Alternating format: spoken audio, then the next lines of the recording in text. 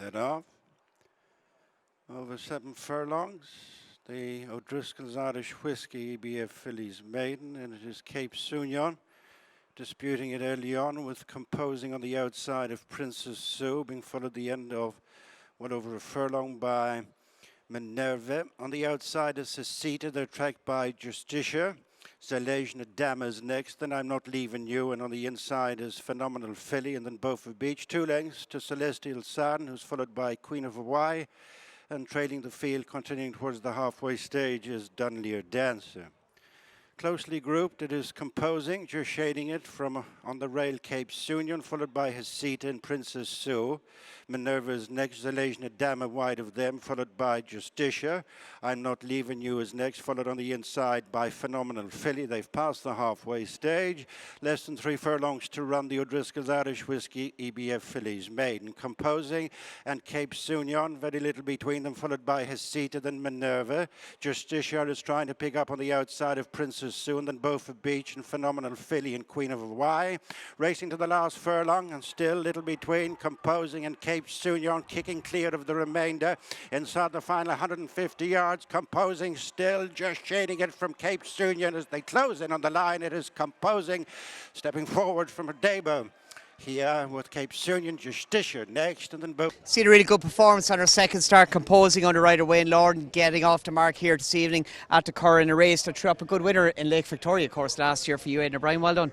Yeah, thanks, Fran. Delighted with her. She came forward lovely from her last run. The 2 fillies worked together the last day, and Ryan's filly followed her up and looked to be going better than her, but for whatever reason Ryan's filly's just not getting it together, and Ryan said all she wanted to do was go right, so she's obviously just very green and babyish mentally, so we'll give her more time. But Wayne's filly, lovely straightforward, he gave her a lovely ride. Sheila filly will get further, uncomplicated. Ryan was very impressed with her when he came in watching Wayne's filly, so and Wayne was very happy with her too. So yeah, and Wayne said she went to the line with her ears pricked, so she's probably the makings of a lovely filly, I'd say. Somewhere like the Debutant Stakes perhaps might be a good step along the way? I'd say so, and obviously she's out of an Australian mare again, so she's going to stay obviously as well. That's you done for the evening, of course. Tomorrow, Pretty Polly Stakes. World, how's she been since the Oaks? Good. She doesn't do much ever. She seems to be in good form. She's very similar to that filly, very straightforward, unassuming, uncomplicated, relaxed type of filly, you know. So yeah, everything seems to be good with her sense. So see that win at York as well, over 10 furlongs, dropping back a trip shouldn't be an issue? No, obviously we weren't sure going to the Oaks she would get a 1.5 miles or not, but she did. She doesn't have any problem with a 1.25 miles either. I think it was quick enough ground that day in York, and she travelled well and kept going well, so hopefully.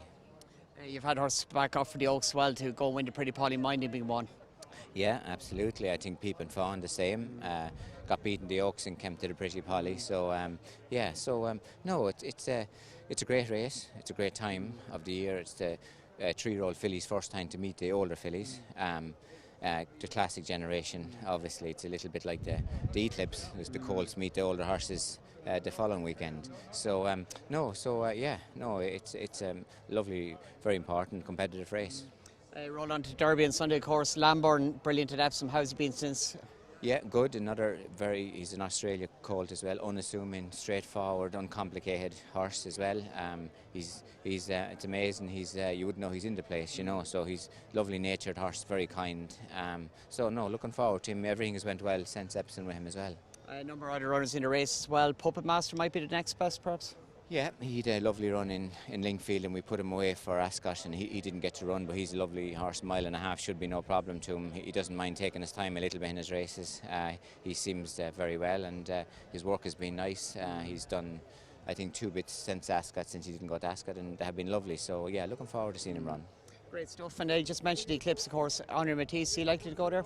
Yeah, the plan is to go with Delacroix and Camillo Pissarro. So that's at the moment. Camillo, we're going back to 1.25 miles, and his work has all been nice since the Derby as well. And Camillo, everything has been good since the French Derby. So yeah, we just thought it was a nice race and would suit both of them. So hopefully that's the plan.